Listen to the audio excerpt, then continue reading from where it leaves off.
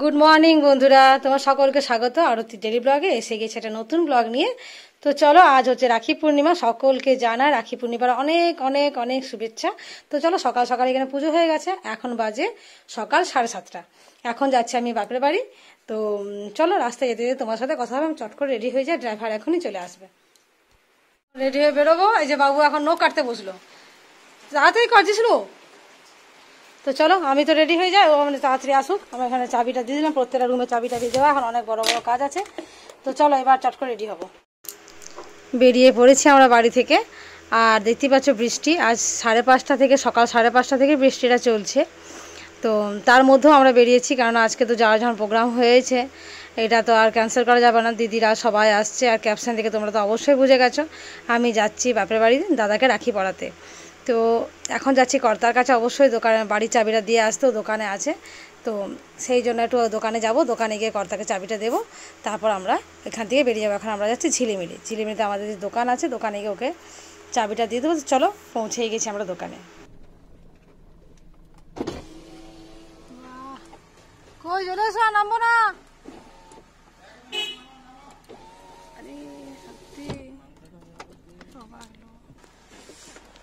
নামতেই হলো।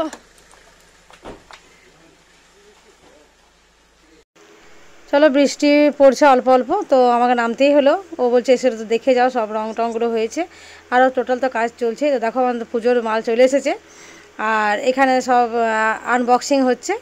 এগুলো এবার দাম টামগুলো বিল টিল সব মিলিয়ে নেওয়া হবে, ওই জন্য এখানে সব আনবক্সিং করছে। তো এখানে অনেকটা জায়গা আছে বলে খোলামেলা সুবিধা হচ্ছে। তো দোকানটা যখন চালু হয়ে যাবে তখন হয়তো আর এই সুবিধাটা হবে না।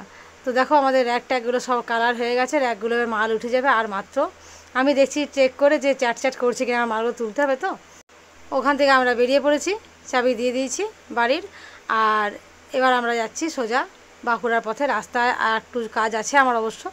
তো দেখি, আশা করি 10:30-10টার মধ্যে পৌঁছে যেতে পারবো। তো এখন কি পরিমাণে বৃষ্টি হচ্ছে দেখো, মুষলধারার বৃষ্টি যাকে বলে, সে একদম মুষলধারার বৃষ্টি হচ্ছে। আর এটাই ভয় লাগছে যে কোথাও বেরোলে না, বৃষ্টি মাথা নিয়ে বেরোতে ভালো লাগে না। একটু যাবো, টুকটাক কাজও তো আছে আমার ওখানে। বৃষ্টি পড়লেও মানে কোথাও বেশি কোথাও কম এরকম হচ্ছে। আমি দিদিদের ওখানে ফোন করলাম, বলে কী রে বৃষ্টি পড়ছে কি। দাদাকেও ফোন করলাম যে এদিকে তো প্রচুর বৃষ্টি। ওরাও বারবার ফোন করছে, কি কখন পৌঁছবি, দেরি হয়ে যাচ্ছে, টিফিন খাওয়ার ব্যাপারটা আছে, সবাই বসে থাকবে। আমি বললাম যে প্রচুর বৃষ্টিতে আটকে গেছি। তো ওরা বলছে মোটেও তো বৃষ্টি পড়েনি। আমি আবার ওদেরকে দেখালাম ভিডিও কল করে, দেখ এখানে বৃষ্টি পড়ছে। আমি মিথ্যে বলিনি, ওদিকে কিন্তু রোদ, বাঁকুড়ায় রোদ উঠেছে, আর এদিকে আমাদের দিকে পুরো বৃষ্টি।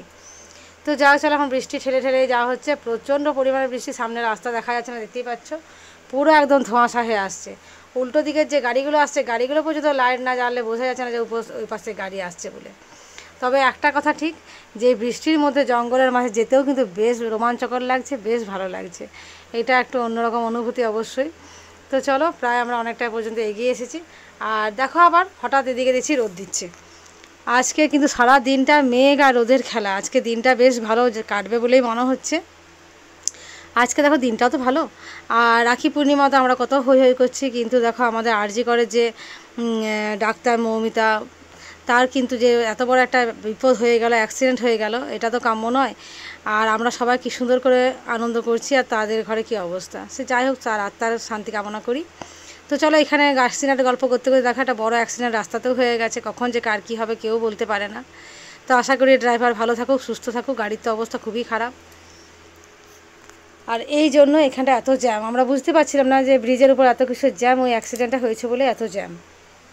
অ্যাক্সিডেন্টের গল্প তোমার সাথে করছিলাম, ডক্টর মৌমিতার। তো ওটা তো অ্যাক্সিডেন্ট নয়, প্রি প্ল্যান্ড হতে পারে। তো যাই হোক, সেটা তদন্ত সাপেক্ষ ব্যাপার। তো সেই গল্প করতে করতে এখানে সত্যিকার একটা অ্যাক্সিডেন্ট দেখতে পেয়ে গেলাম।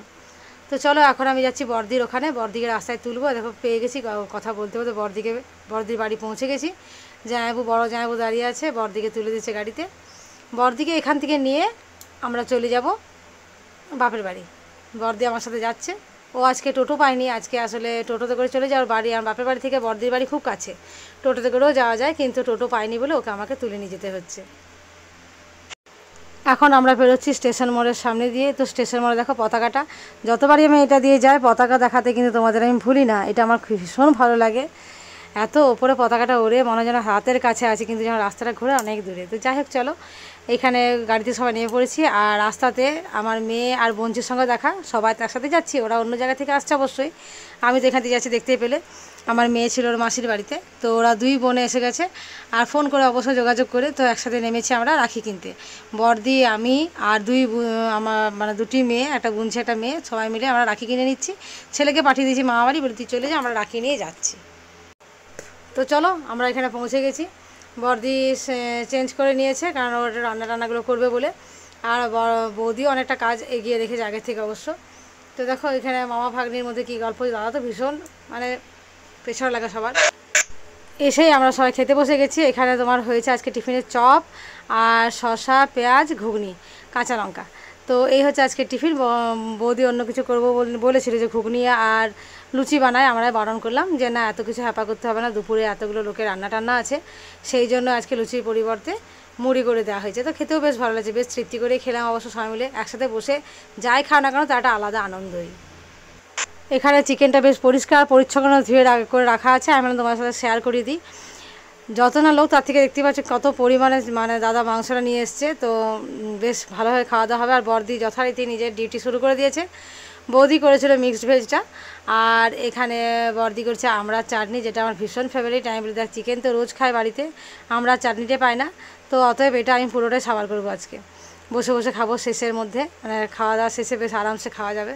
তো চলো, এখানে চাটনিটা হয়ে গেছে। আর এই যে মাংসর জন্য পেঁয়াজটা ভাজছে। তো এখানে পেঁয়াজ আর মশলা কষিয়ে নিয়ে মাংসটা বসানো হবে মস্ত বড়টা হাঁড়িতে। এই দেখো আমার মেয়েও চলে এসছে রান্নাঘরে সেই সাথে। তার কি বক্তব্য, জামাতে মিষ্টির রস বা কিছু পড়েছে, সেটা আমাকে জল দিয়ে ধুয়ে দিতে হবে। তো এখানে দেখতে পাচ্ছ ভাত হয়ে গেছে বৌদি। তো এই ভাতটা তো অবশ্যই কুলোবে না, আমরা অনেকজন আছি, সেই গল্পই হচ্ছে। আর একবার ভাতটা বসাবে বৌদি বলে, আমি এটা একবার বসিয়ে নিয়েছি, আর একবার বসাবো।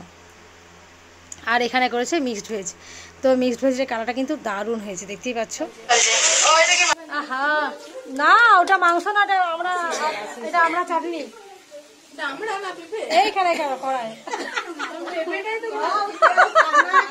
এইটা তো পেঁপে। এটা কি আছে গো, ঘুগনি। চলো দেখো, এখানে যে বড় ভাইজি, সে তো মুখ দেখাবে না ক্যামেরাতে, পরে দেখাবে, বলছে এখন আমি দেখাবো না। তো যাই হোক, কী অসুবিধা বুঝতে পারলাম না। এটা হচ্ছে ছোটোটা। তো এদের তো ভারী আনন্দ, পিসিরা এসেছে, আমরা এতজন এসেছে, তার মধ্যে আমার দুটো দিদি আসতে পারেনি, মেজদি আসেনি, আর 4 নম্বর দিদিরা আসেনি। দুজনেরই কাজ আছে, একজন কলকাতায় আছে আর একজন ডিউটি আছে, আসতে পারেনি। তো চলো এদের বনে বনে গল্পটা দেখো, এদেরকে আর ডিস্টার্ব না করে আমার এখান থেকে চলে যায় ভালো। এরা একটু জমিয়ে গল্প করুক, আমি আসলে এসে পড়ে এদেরকে ডিস্টার্ব করে দিলাম। এখানে আমার ছেলে পুত্রটিও আছে অবশ্য একসাথে। এখানে আমরা দুপুরবেলায় বড়দি আর বৌদি রান্না করছে। আর এই যে আমার ছর্দি এসে গেছে, তার মেয়ে, আমরা সবাই একটু বেরিয়েছি বাজার, একটুখানি বাজারে যাব, সামনের বাজারে যাব, বেশি দূর না। তো সেখানে একটু কাজ টাজ করে সবাই মিলে আবার ফিরে আসবো, রান্নাটা হতে হতে চলে আসবো। বললাম চল বসে না থেকে সবাই মিলে একসাথে বেরোই একটু। তো সেই জন্যে যাওয়া, বিশেষ একটা কাজ নেই, দিদিরও কাজ আছে অল্প ছোট্ট, আমার একটা ছোট্ট কাজ আছে। তো চলো আমরা যাচ্ছি, আর আগে আগে যাচ্ছি আমার বড় ভাইজি আর মেয়ে, ওরা দুজন একসাথে যাচ্ছে, আর আমরা পেছনে যাচ্ছি। তো চলো এখান থেকে এসে খাওয়া দাওয়া করবো। তো দেখো আজকে কী রান্না হয়েছে তোমার দেখিয়ে দিই। এখানে হয়েছে তোমার চিকেন তো আছেই, আর এখানে আছে মিক্সড ভেজ, এখানে হচ্ছে পান পর্ব। আমাদের বাপের বাড়িতে এলে ভাই ফোটার সময় বা যখন আমরা এখানে সবাই আসি, তখন পান খাই। তো বড়দি যখন পানটা মুখে নিচ্ছে, আমি ক্যামেরাটা অন করতে তোমরা আর তোমাদের বলে বোঝাতে হবে না বড়দির অবস্থাটা দেখো।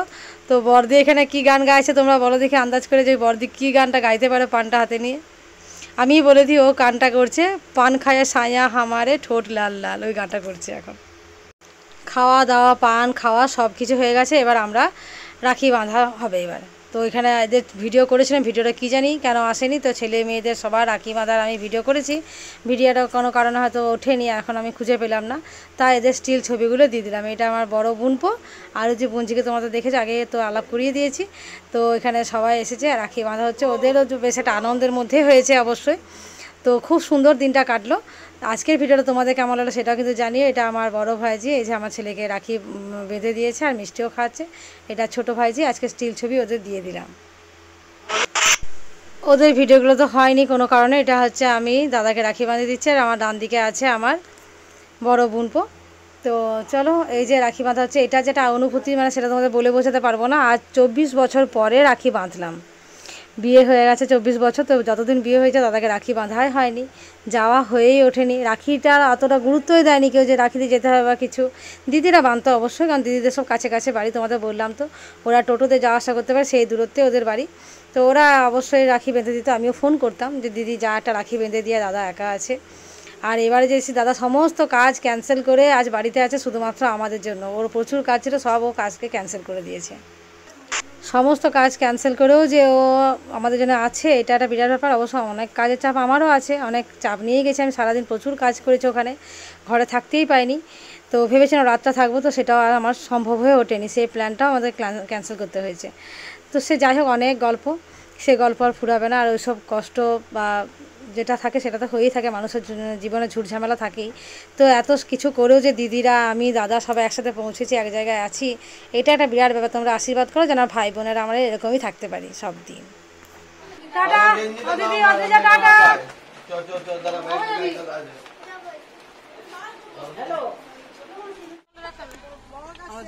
না টাটা, যাই হোক মাথা তো দেবো। চলো এখান থেকে আমরা বেরিয়ে পড়ছি। আর এবার বাড়ি গেলে তো মনটা খারাপ হয়ে যায়, সেটা কিছু করার নেই, বাড়িতে যেতেই হবে। সকলকে এখানেই টাটা করে বিদায়। আর এবার যাবো বাড়িতে গেলে একদিন বেশ ভালোই কাটলো, কিন্তু সেটা আবার গিয়ে নিত্যদিনের। গাড়িতে আজকে হঠাৎ আমার চা খেতে খুব ইচ্ছে করলো, এমনিতে তো চা আমি নর্মালি খাই না, আর বাড়িতেও খাই না, কারণ প্রচুর গরম থাকে, চাগুলো দিয়ে দেয় আর খেতে সময় লেগে যায়। তো যাই হোক চলো, আমাদের ড্রাইভার বউ চা খাওয়া হয়ে গেছে, আমি একটু বললাম গাড়িটা স্টার্ট দাও, গাড়ি চলন্ত গাড়ি দিয়ে আস্তে আস্তে খাবো। তো এখনও পর্যন্ত চাটা আমি শেষ করতে পারিনি, তো বেশ ভালো লাগছে, গাড়িও ছুটছে আর আমার চা অল্প অল্প করে শেষ করছি, বেশ ভালো লাগছে চাটা খেতে।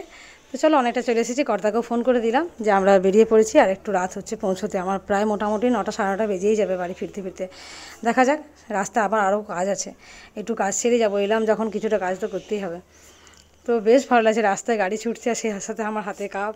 তো চলো, বেশ খানিকটা চলে আসার পরে আবার খানিক দূরে গিয়ে বলি কিছুটা খাওয়া যাক। তো তখন ড্রাইভার বাবু গিয়ে কিছুই পায়নি, অবশ্য তখন 9টা তো বেজে গেছে না, কিছু পাওয়া যায়নি, সমস্ত ঠেলা স্টল মোটামুটি বন্ধ।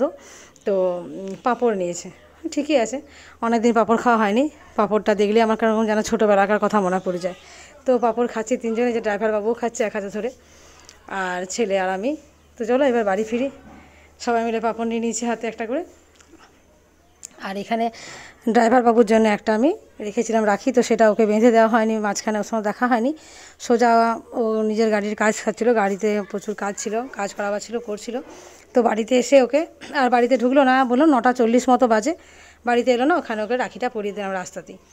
আর এদিকে আজকে রাত্রে মেনু ছিল রুটি সবজি এনেছিল হোটেল থেকে কর্তা নিজের জন্য, আর আমি আর ছেলে এখানে খাচ্ছি আলু সেদ্ধ আর চানাচুর, মুড়ি আর সবজিও আছে অবশ্য সেই সাথে।